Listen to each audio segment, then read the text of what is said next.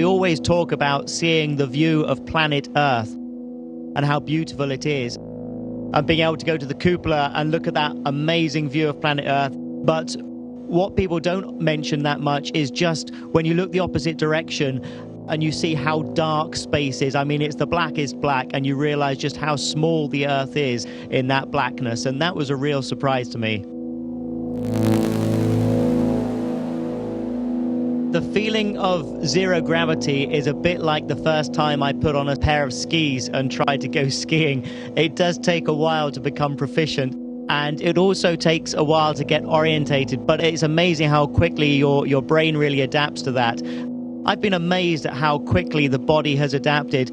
You do feel disorientated and dizzy, but on my second morning I woke up feeling fresh, ready to go to work, and have had no problems since.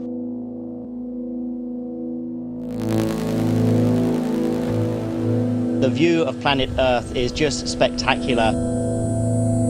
Day, night, auroras, thunderstorms, it's just incredible. We spend almost every free moment that we have looking out the window and taking photographs. We're kept very busy during the day, of course, but in the evenings we get some free time. But our daily routine is really working from about 7 in the morning till 7 at night, and it's mainly scientific activities here on board the space station.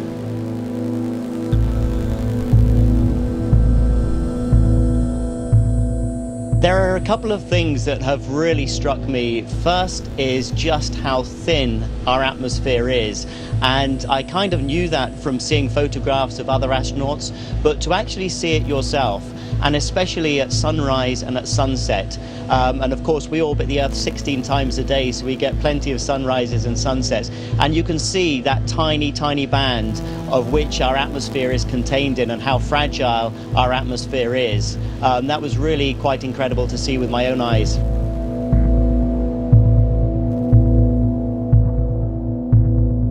I was very fortunate to do a spacewalk about 3 weeks ago with my crewmate Tim Peake from NASA, and we had to go and repair an electrical component right at the very edge of the space station, the furthest part of the space station, and that was absolutely incredible. We had to repair it during the eclipse because the power from the sun, obviously coming through the solar panels, we had to make sure we were in the shadow before we could repair that component, and we got an opportunity to wait for the sun to go down and to take some photographs and enjoy the view of planet Earth.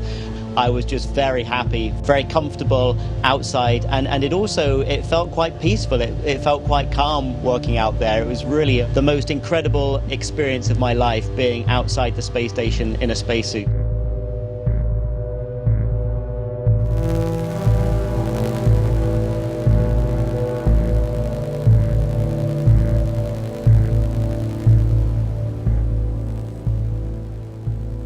We will be doing about 250 experiments during this 6-month stay in space. To give you an example, a couple of weeks ago, Tim Peake, my NASA counterpart, and myself, we were in the airlock, and we were using the airlock as a hyperbaric chamber, taking it to a reduced pressure so that we could investigate the lungs and nitric oxide as an indicator of airway inflammation. And this is going to have benefit for people who suffer from asthma, for example, on Earth.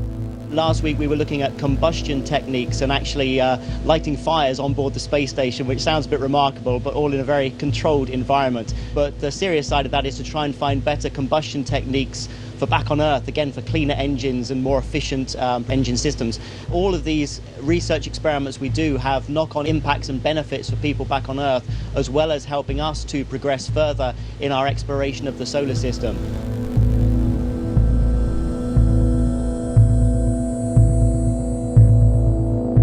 I've been trying to share this mission as much as possible with everybody back on Earth. I think it's our responsibility as astronauts to do that. I just wish that I could bring everybody up on board here to look at planet Earth and to see it through our eyes. It's just the most beautiful place I can imagine, and it really brings it home how we need to look after each other and how we need to look after our planet.